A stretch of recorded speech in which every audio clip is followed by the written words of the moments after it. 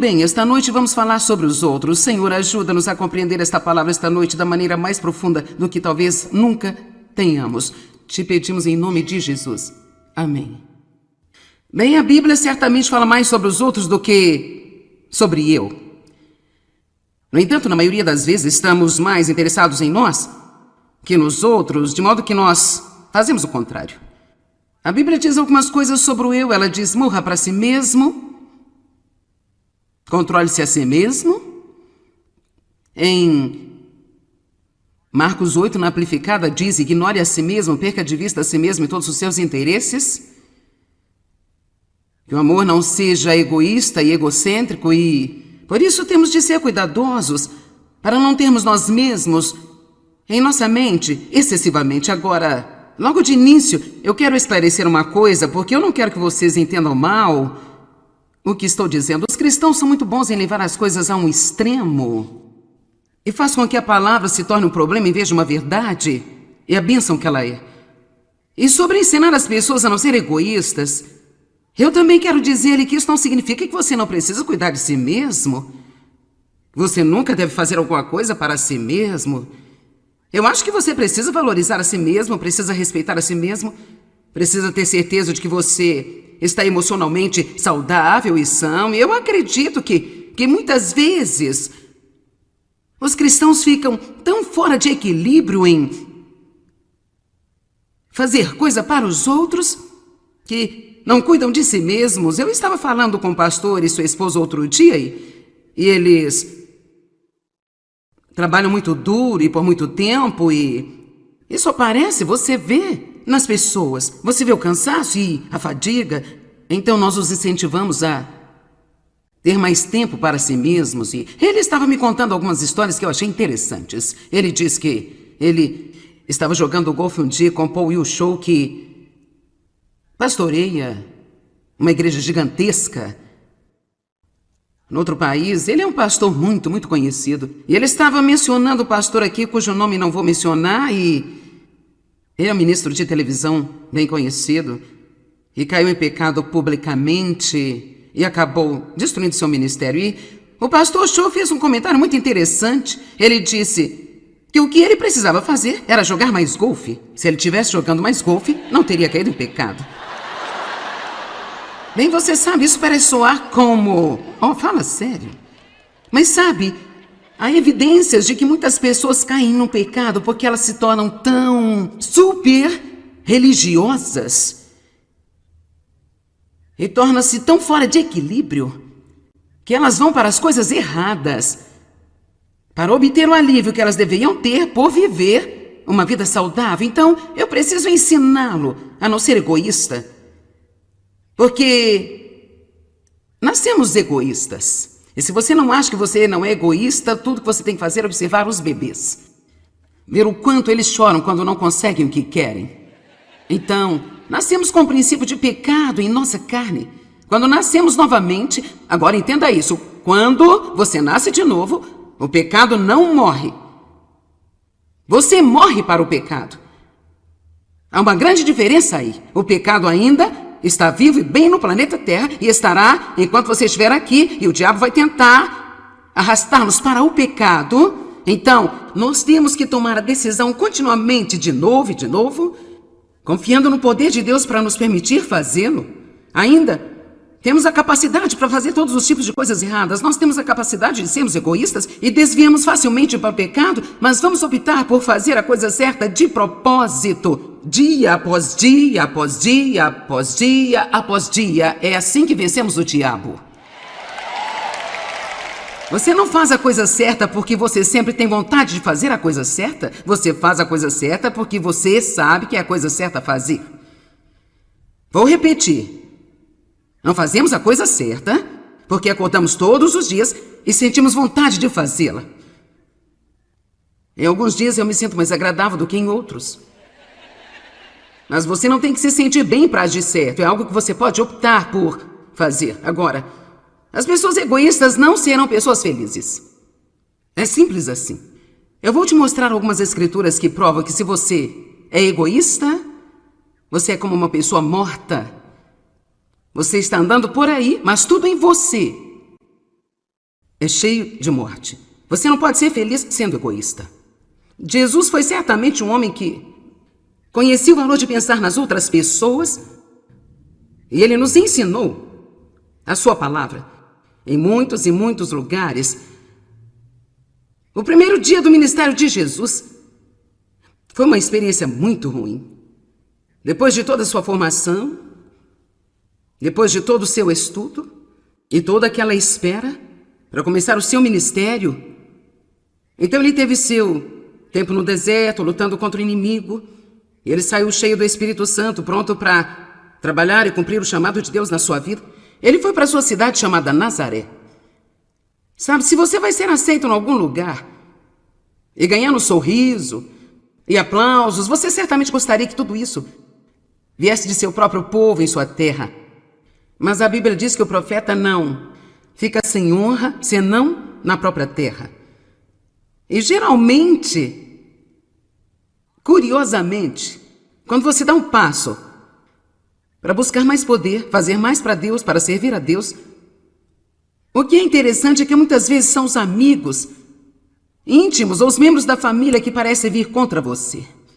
E o que temos de fazer é conhecer a nossa missão e sabermos do nosso chamado e não deixar que esse tipo de coisa nos pare. Assim, Jesus teve um mau primeiro dia. Mas isso não o impediu. Em Lucas capítulo 4, verso 29, levantaram-se e levaram-no para fora da cidade.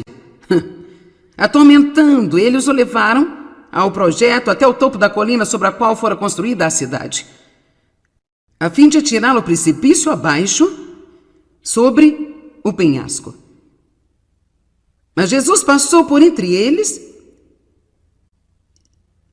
e retirou-se deles. Então, eles tentaram matar Jesus porque ele estava tentando pregar. É muito interessante esse capítulo, porque aqui você vai ver que eles começaram a gostar dele enquanto ele estava dizendo coisas boas para eles. Então, quando suas palavras ficaram apenas um pouco mais diretas e corretivas, eles então tiveram um acesso de raiva. Sabe, todo mundo adora a sua pregação se você está dizendo-lhes como eles são maravilhosos e o quanto Deus vai abençoá-los.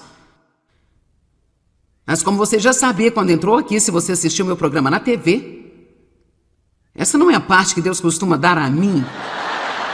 Eu vou encorajá-lo, mas eu também vou ensinar-lhes algumas das coisas mais difíceis, porque sei que não podemos viver só de sobremesa. Não podemos. Você não será um cristão saudável se você não for confrontado com a palavra de Deus. E de tal forma que você não possa se esgueirar. Você pode não gostar de tudo que digo, mas quando sair saberá o que eu disse aqui. Eu meio que acho que Jesus era assim também. Ele faz tudo realmente puro e simples, então pense sobre o seu primeiro dia. No entanto, o ponto que eu quero trazer é que ele não deixou a rejeição pará-lo porque ele sabia que ele tinha muitos outros em que precisava chegar. E assim, ele não ficou tentando convencê-los de que ele era um grande cara. Ele não ficou lá tentando convencê-los da validade do seu ministério. Ele não ficou lá tentando defender-se a si mesmo. E eu quero que você ouça o que eu vou dizer, porque isso vai ajudá-lo. Jesus nunca tentou ajudar as pessoas que não queriam ajuda.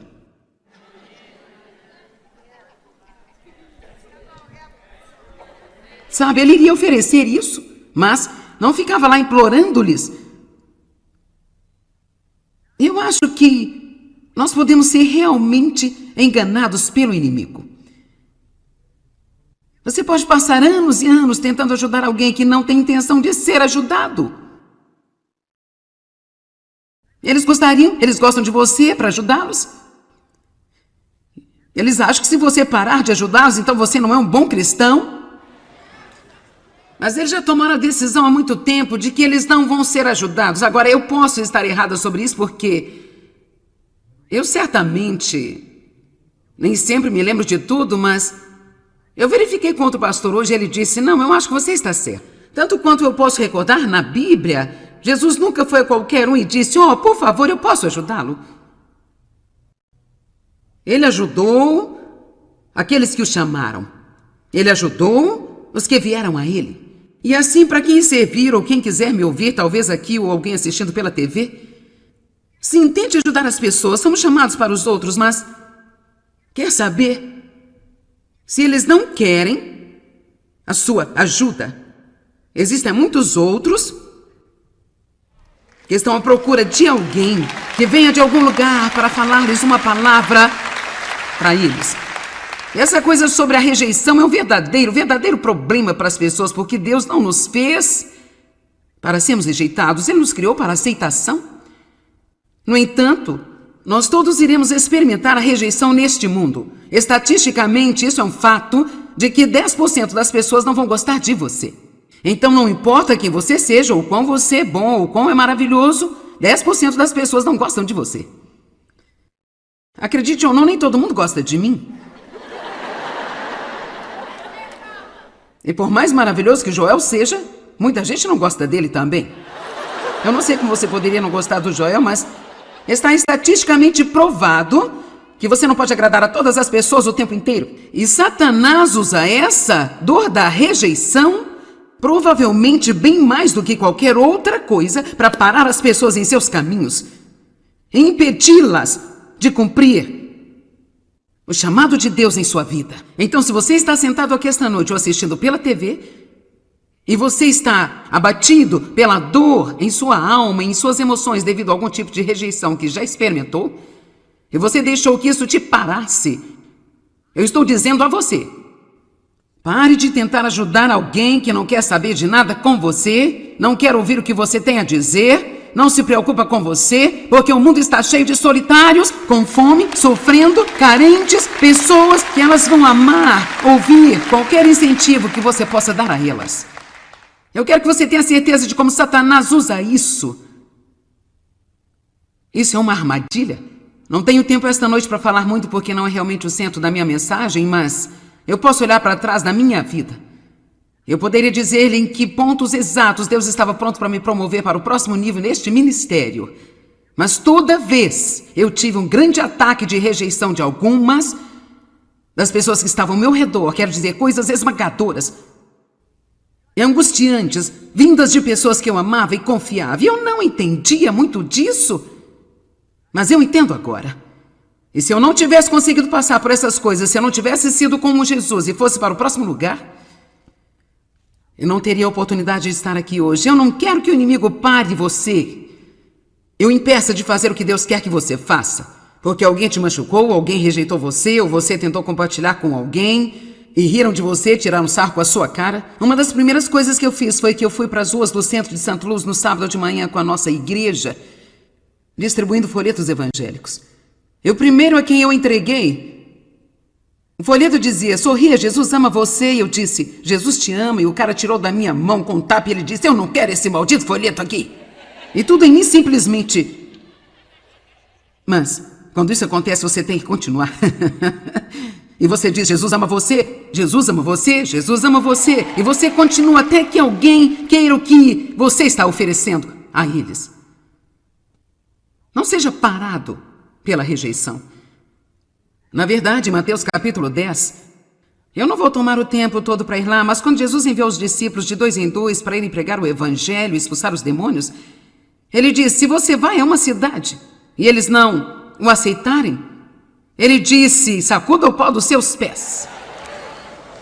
Então talvez alguém aqui esta noite tenha que sacudir o pó dos seus pés. É fácil, é como tomar uma decisão. Se for necessário, coloque um pouco de ação nisso e diga, eu estou cheio desse tipo de bobagem, eu tenho uma vida para viver, eu não vou deixar que o que você pensa de mim ou o que você está pensando vá me segurar. Amém? Dói quando as pessoas não nos amam. Dói quando você tenta ajudar alguém e eles não deixam ajudá-los. Mas eu passei muitos anos da minha vida tentando ajudar alguém da minha família, meu irmão, na verdade. E depois de 4 anos, ele ainda não foi ajudado. Finalmente eu pensei, quer saber? Eu não acho que sou eu. Acho que ficamos pensando, bem, e se eu pudesse fazer melhor? Se eu pudesse dizer isso mais claramente? Se de alguma forma eu pudesse ser mais convincente? Se eu tivesse um testemunho melhor? Mas honestamente, na verdade, você tem que saber quando deixar de lado.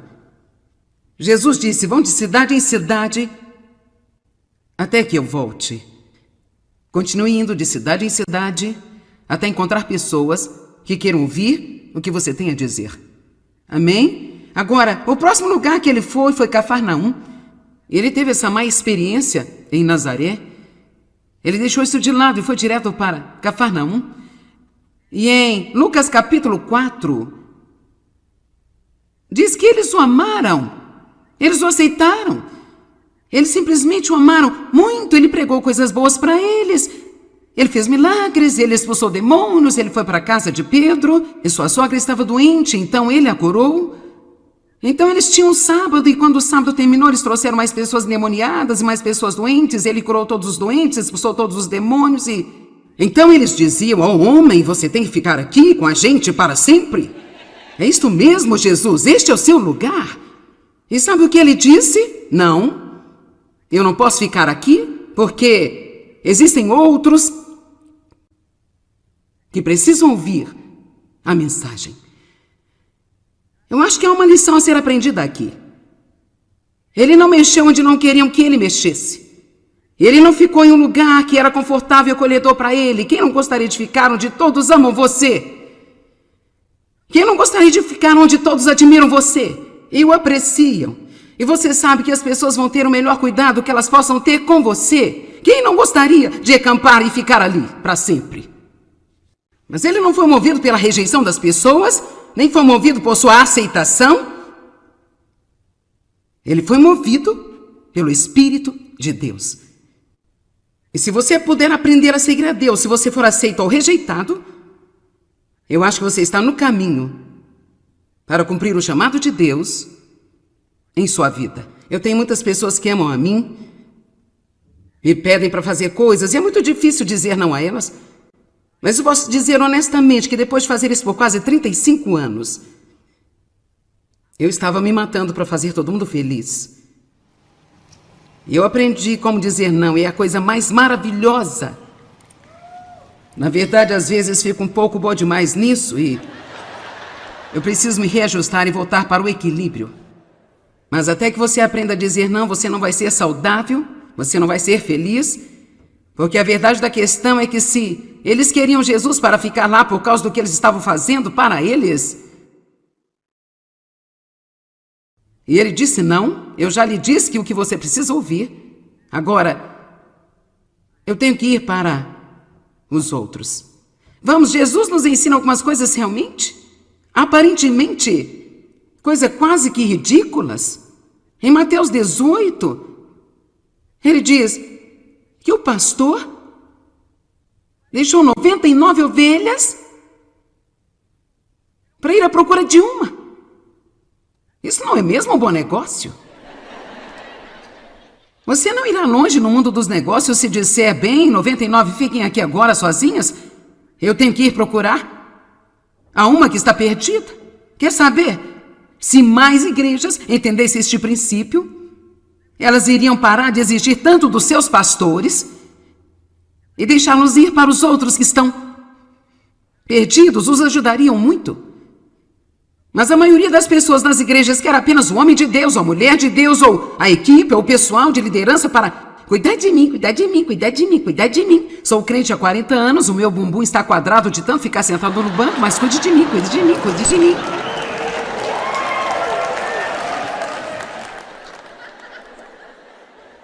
Enquanto o resto do mundo está indo para o inferno, só queremos alguém para cuidar de nós.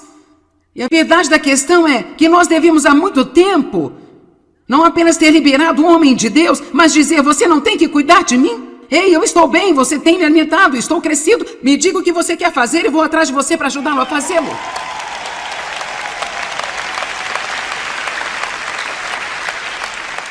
As pessoas sempre me perguntam o que eu acredito que Deus está dizendo para a igreja nos últimos dias. O que eu acredito que realmente é importante para a igreja, e eu não sei se as minhas respostas mudarão algum dia, mas é crescer e crescer.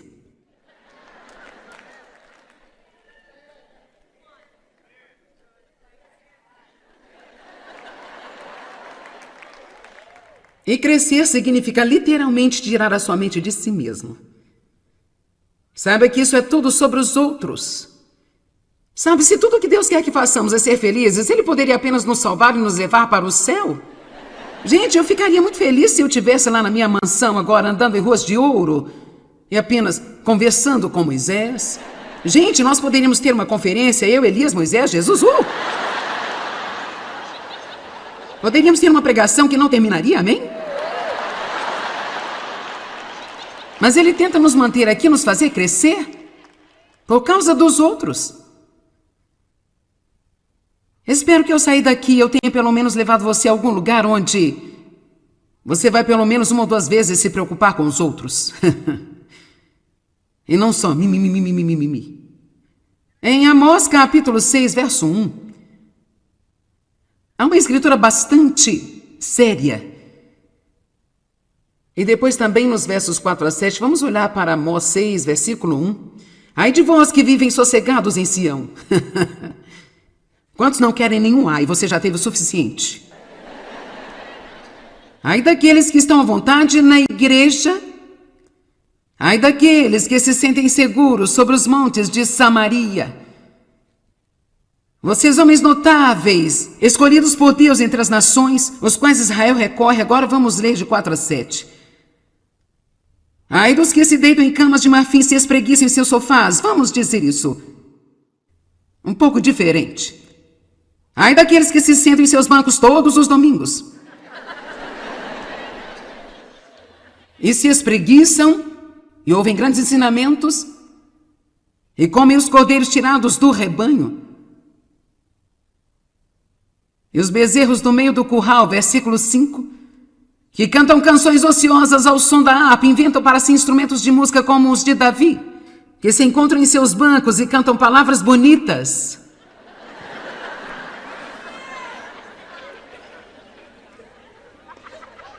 Que bebem vinho em grandes taças e se ungem com os mais finos óleos. Agora aqui, preste atenção nesse, mas não se entristecem com a aflição e a ruína de José.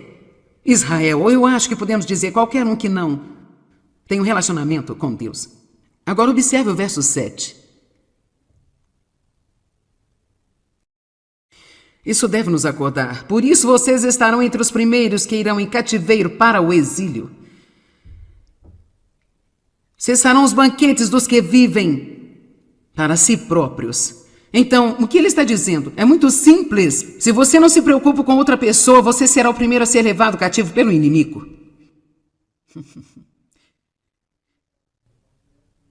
Veja, eu vim entender isso na minha vida, que o egoísmo é fraqueza.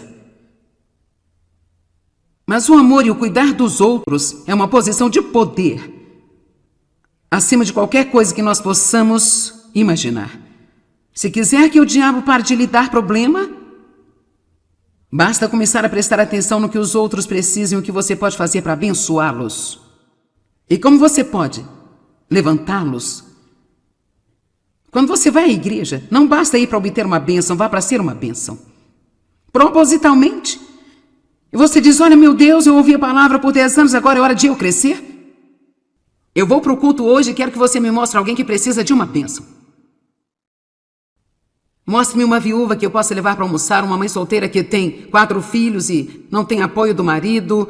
Eu gostaria de dar-lhe algum dinheiro para sair para almoçar. Mostre-me alguém que eu possa ajudar, porque eu não consigo viver se eu não estiver ajudando alguém. Eu já vivi muitos anos da minha vida.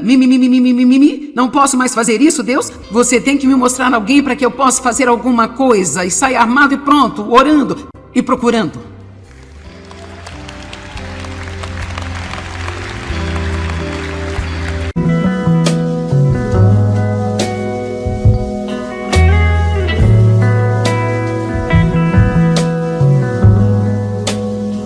Tudo bem, esta noite vamos falar sobre os outros. Senhor, ajuda-nos a compreender esta palavra esta noite da maneira mais profunda do que talvez nunca tenhamos.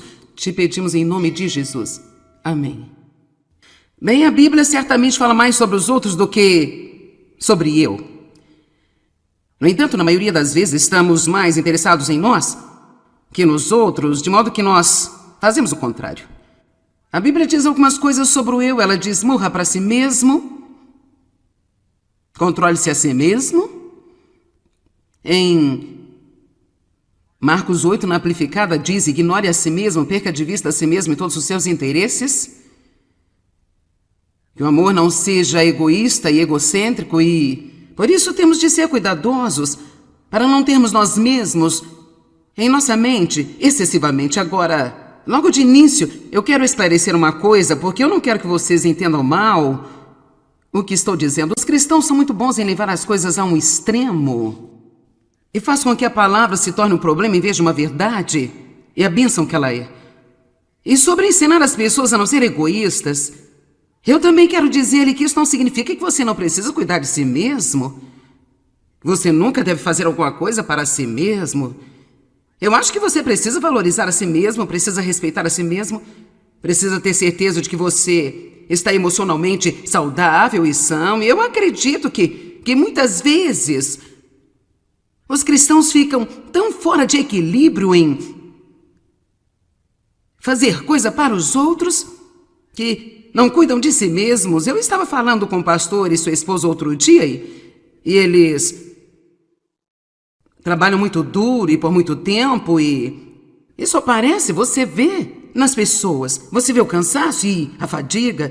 Então nós os incentivamos a ter mais tempo para si mesmos. E ele estava me contando algumas histórias que eu achei interessantes. Ele diz que ele estava jogando golfe um dia com Paul Will Show, que pastoreia uma igreja gigantesca no outro país. Ele é um pastor muito, muito conhecido. E ele estava mencionando o pastor aqui, cujo nome não vou mencionar, e ele é um ministro de televisão bem conhecido e caiu em pecado publicamente e acabou destruindo seu ministério. E o pastor Show fez um comentário muito interessante. Ele disse que o que ele precisava fazer era jogar mais golfe. Se ele estivesse jogando mais golfe, não teria caído em pecado.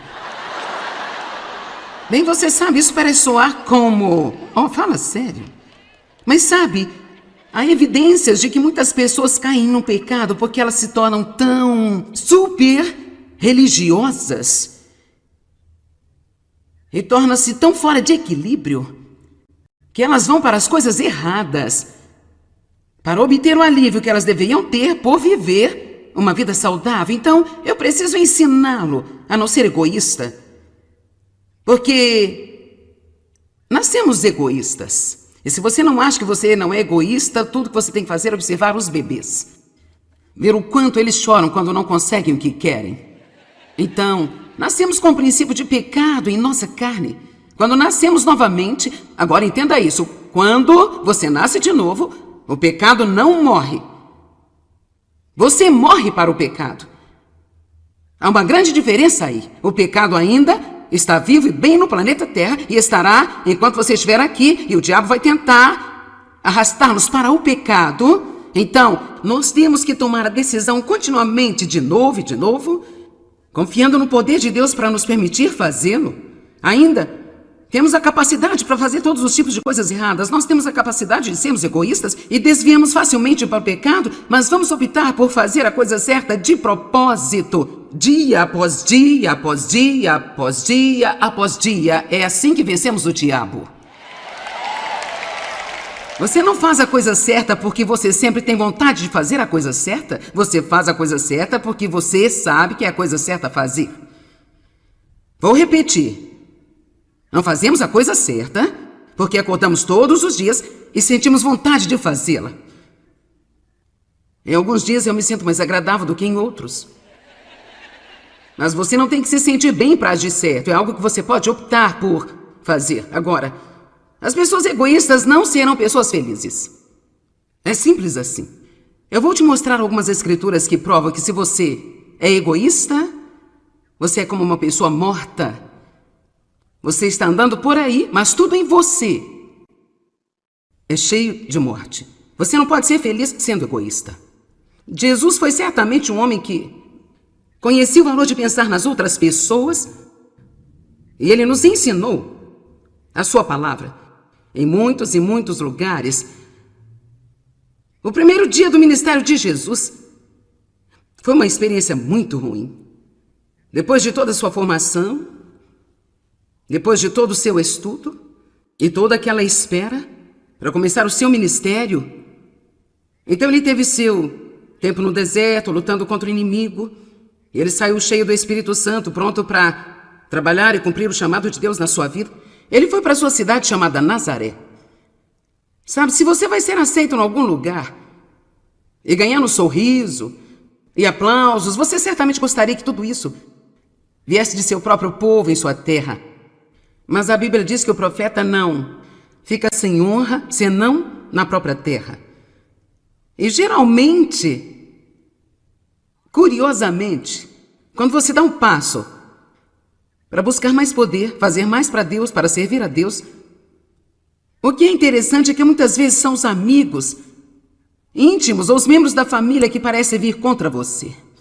E o que temos de fazer é conhecer a nossa missão e sabermos do nosso chamado e não deixar que esse tipo de coisa nos pare. Assim, Jesus teve um mau primeiro dia, mas isso não o impediu. Em Lucas capítulo 4, verso 29, levantaram-se e levaram-no para fora da cidade. Atormentando, eles o levaram ao projeto até o topo da colina sobre a qual fora construída a cidade, a fim de atirá-lo ao precipício abaixo, sobre o penhasco.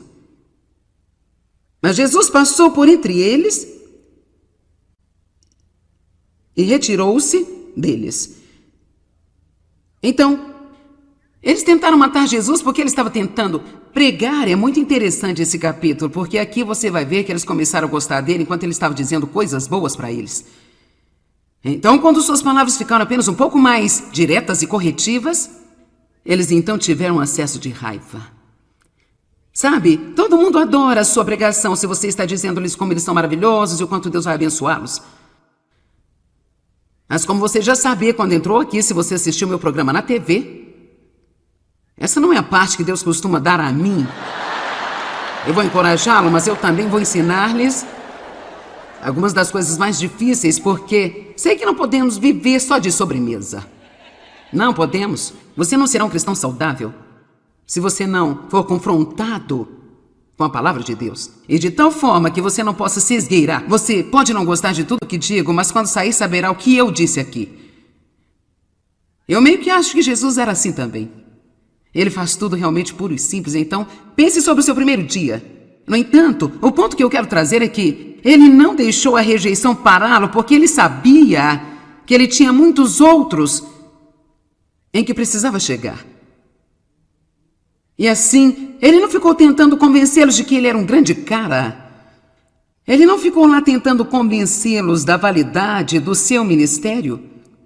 Ele não ficou lá tentando defender-se a si mesmo. E eu quero que você ouça o que eu vou dizer, porque isso vai ajudá-lo. Jesus nunca tentou ajudar as pessoas que não queriam ajuda.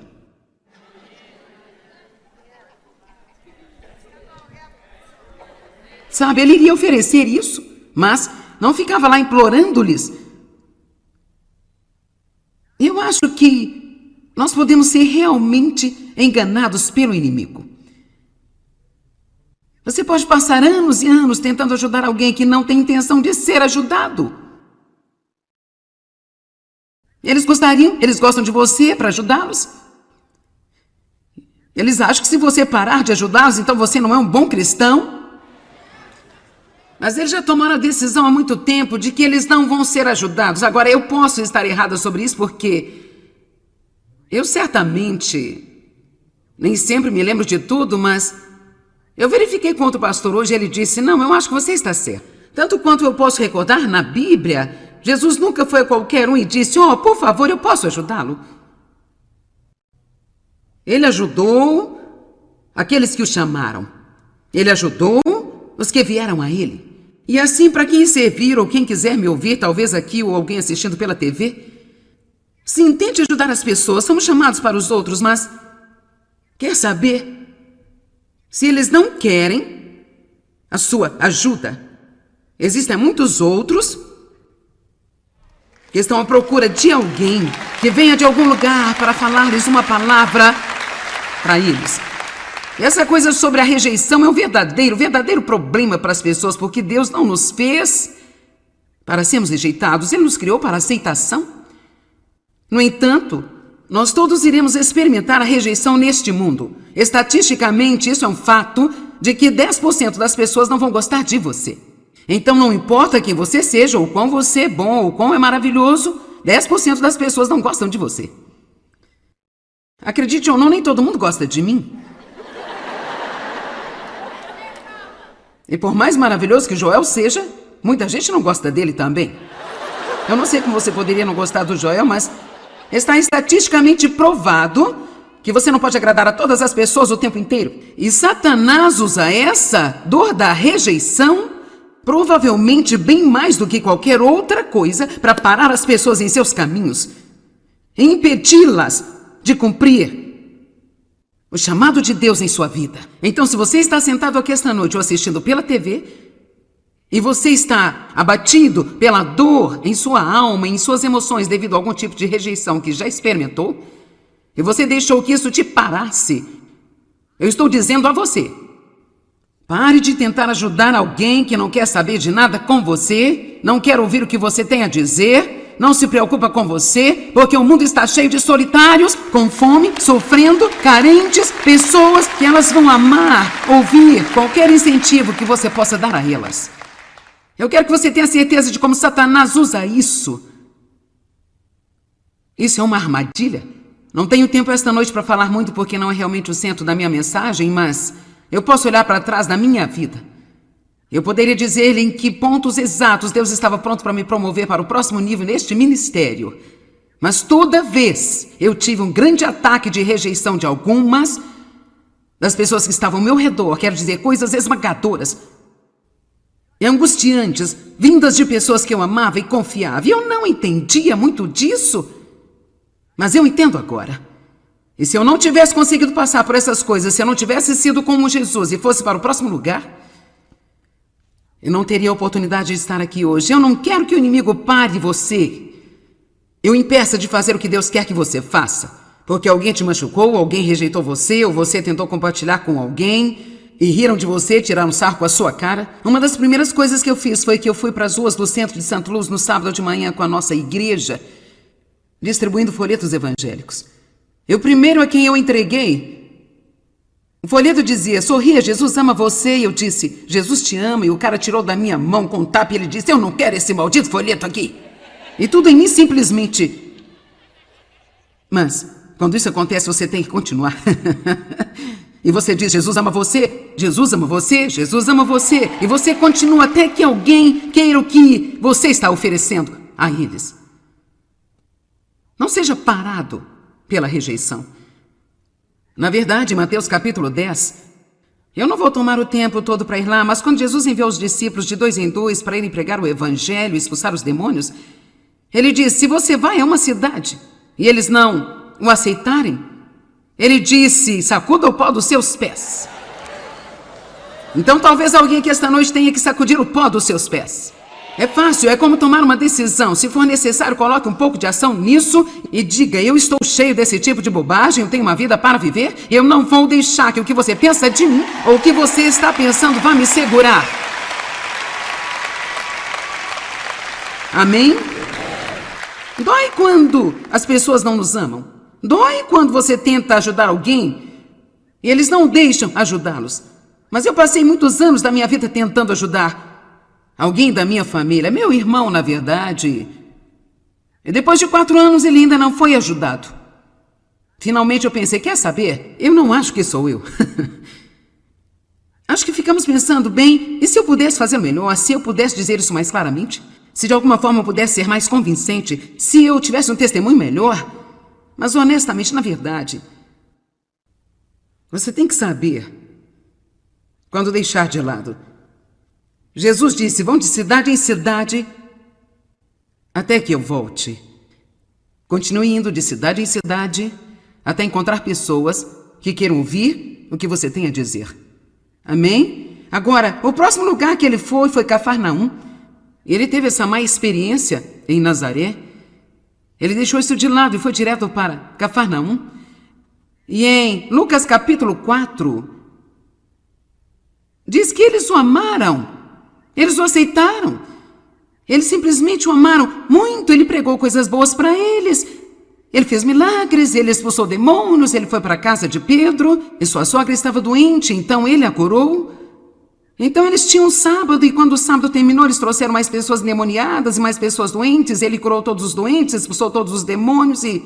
Então eles diziam, homem, você tem que ficar aqui com a gente para sempre? É isto mesmo, Jesus, este é o seu lugar.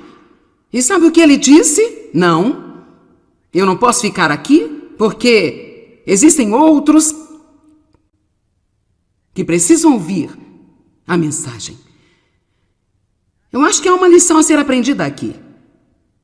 Ele não mexeu onde não queriam que ele mexesse. Ele não ficou em um lugar que era confortável e acolhedor para ele. Quem não gostaria de ficar onde todos amam você? Quem não gostaria de ficar onde todos admiram você e o apreciam? E você sabe que as pessoas vão ter o melhor cuidado que elas possam ter com você. Quem não gostaria de acampar e ficar ali para sempre? Mas ele não foi movido pela rejeição das pessoas, nem foi movido por sua aceitação. Ele foi movido pelo Espírito de Deus. E se você puder aprender a seguir a Deus, se você for aceito ou rejeitado, eu acho que você está no caminho para cumprir o chamado de Deus em sua vida. Eu tenho muitas pessoas que amam a mim, me pedem para fazer coisas, e é muito difícil dizer não a elas.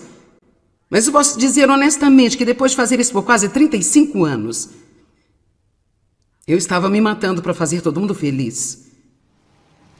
E eu aprendi como dizer não, e é a coisa mais maravilhosa.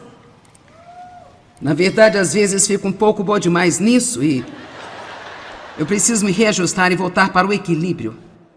Mas até que você aprenda a dizer não, você não vai ser saudável, você não vai ser feliz, porque a verdade da questão é que se eles queriam Jesus para ficar lá por causa do que eles estavam fazendo para eles, e ele disse não, eu já lhe disse que o que você precisa ouvir. Agora, eu tenho que ir para os outros. Vamos, Jesus nos ensina algumas coisas realmente, aparentemente, coisas quase que ridículas. Em Mateus 18, ele diz que o pastor deixou 99 ovelhas para ir à procura de uma. Isso não é mesmo um bom negócio? Você não irá longe no mundo dos negócios se disser, bem, 99 fiquem aqui agora sozinhas. Eu tenho que ir procurar a uma que está perdida. Quer saber? Se mais igrejas entendessem este princípio, elas iriam parar de exigir tanto dos seus pastores e deixá-los ir para os outros que estão perdidos, os ajudariam muito. Mas a maioria das pessoas nas igrejas quer apenas o homem de Deus, ou a mulher de Deus, ou a equipe, ou o pessoal de liderança para cuidar de mim, cuidar de mim, cuidar de mim, cuidar de mim. Sou crente há 40 anos, o meu bumbum está quadrado de tanto ficar sentado no banco, mas cuide de mim, cuide de mim, cuide de mim.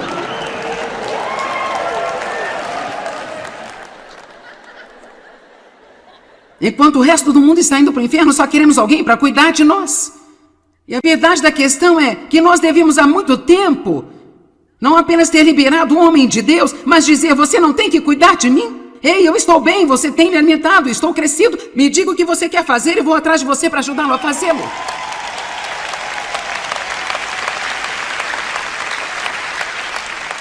As pessoas sempre me perguntam o que eu acredito que Deus está dizendo para a igreja nos últimos dias. O que eu acredito que realmente é importante para a igreja, e eu não sei se as minhas respostas mudarão algum dia, mas é crescer e crescer.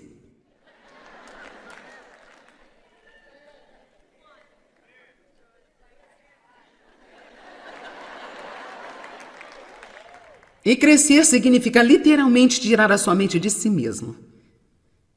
Saiba que isso é tudo sobre os outros. Sabe, se tudo que Deus quer que façamos é ser felizes, Ele poderia apenas nos salvar e nos levar para o céu. Gente, eu ficaria muito feliz se eu estivesse lá na minha mansão agora, andando em ruas de ouro e apenas conversando com Moisés. Gente, nós poderíamos ter uma conferência, eu, Elias, Moisés, Jesus,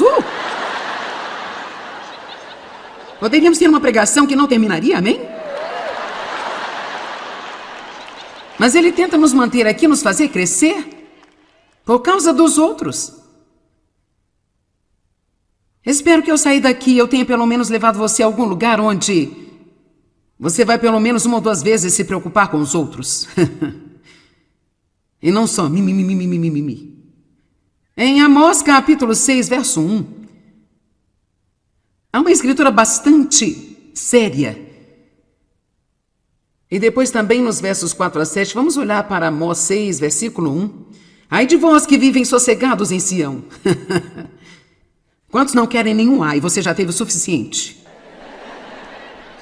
Ai daqueles que estão à vontade na igreja. Ai daqueles que se sentem seguros sobre os montes de Samaria.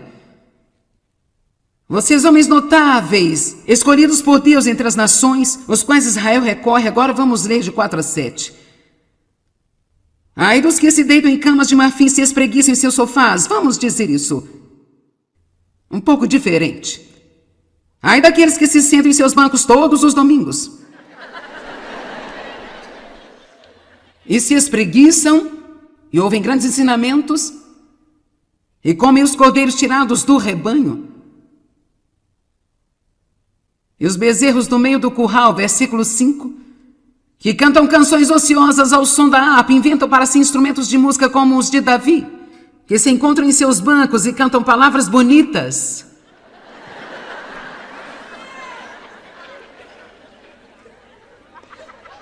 Que bebem vinho em grandes taças e se ungem com os mais finos óleos. Agora aqui, preste atenção nesse, mas não se entristecem com a aflição e a ruína de José. Israel, ou eu acho que podemos dizer qualquer um que não tem um relacionamento com Deus. Agora observe o verso 7. Isso deve nos acordar. Por isso vocês estarão entre os primeiros que irão em cativeiro para o exílio. Cessarão os banquetes dos que vivem para si próprios.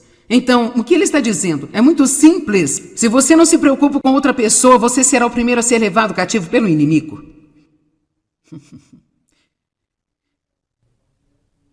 Veja, eu vim entender isso na minha vida, que o egoísmo é fraqueza.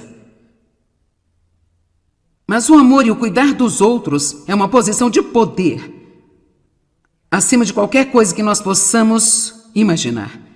Se quiser que o diabo pare de lhe dar problema, basta começar a prestar atenção no que os outros precisam e o que você pode fazer para abençoá-los. E como você pode levantá-los.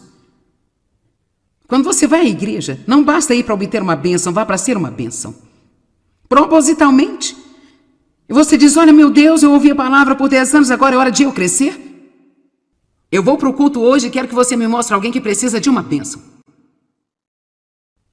Mostre-me uma viúva que eu possa levar para almoçar, uma mãe solteira que tem 4 filhos e não tem apoio do marido.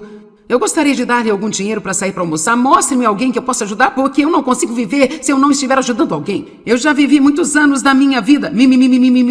Não posso mais fazer isso, Deus? Você tem que me mostrar alguém para que eu possa fazer alguma coisa. E sair armado e pronto, orando e procurando.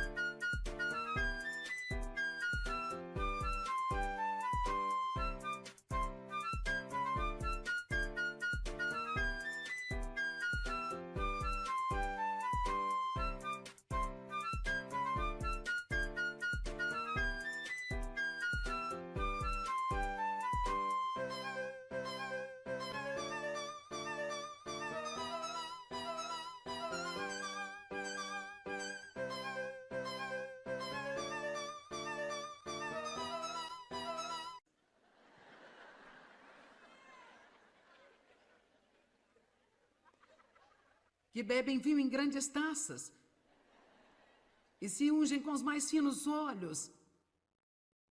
Agora aqui, preste atenção nesse, mas não se entristecem com a aflição e a ruína de José. Israel, ou eu acho que podemos dizer qualquer um que não tem um relacionamento com Deus. Agora observe o verso 7.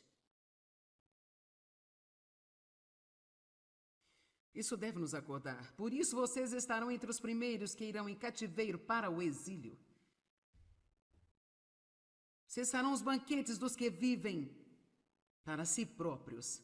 Então, o que ele está dizendo? É muito simples. Se você não se preocupa com outra pessoa, você será o primeiro a ser levado cativo pelo inimigo.